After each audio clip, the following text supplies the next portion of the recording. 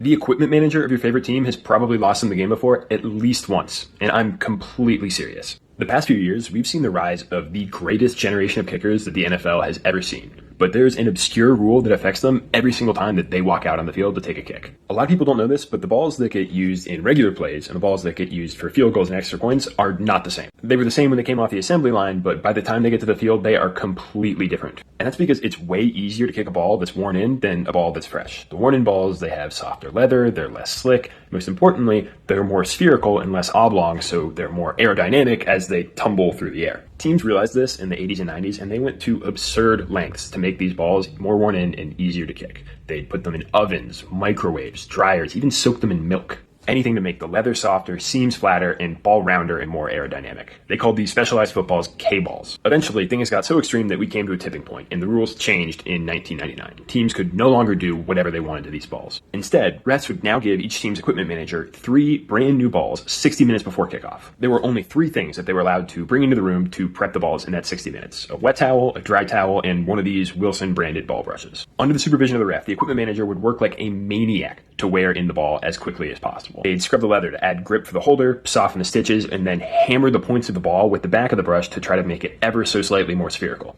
Every kicker had their preference, and it was the equipment manager's job to get the ball just right. There were reports of equipment managers literally throwing out their backs and getting injured trying to manically prep these K-balls in crunch time, sometimes leaving teams with no good K-balls to use. Teams had different strategies for this too. Some would divide up the time equally between prepping the balls to make sure that they were all at least okay, and then some teams would spend almost all of their time on one ball to make it their best one and neglect the other 2. This legitimately affected in-game decision making, because if the coach knew that he only had one good K-ball that week, he'd be slightly less inclined to go for a tough field goal due to distance or maybe wind, knowing that if his kicker shanked it and the ball went into the stands, they'd be without their only good K-ball and they'd be stuck with the 2 crappy K-balls for the rest of the game. But the rule changed again before the 2025 season. Teams were given 60 balls at the beginning of the year and given a set of rules about what they could do to modify them. They could also practice with them as much as they want, but the refs had to approve the 3 balls that each team presented before the beginning of the game to make sure that they weren't too worn in. And the same ball could only be used for 3 games before it had to be retired. But everyone having better K-balls now didn't make them less important. It made them more important. In fact, we saw several plays last year where kickers missed field goals in hurry-up situations because they didn't have time to swap out the regular game balls for the nice, easy K-balls that they'd gotten used to. To be clear, the more lax rules around K-balls last season didn't cause some clear uptick in field goal percentage. It went from 84% to 85.6%. But kickers and coaches have commented that it probably increases kickers' range by about 3 to 5 yards, which definitely help explain the massive uptick that we've seen in attempts and accuracy from 60+. And don't forget to follow for more videos like this.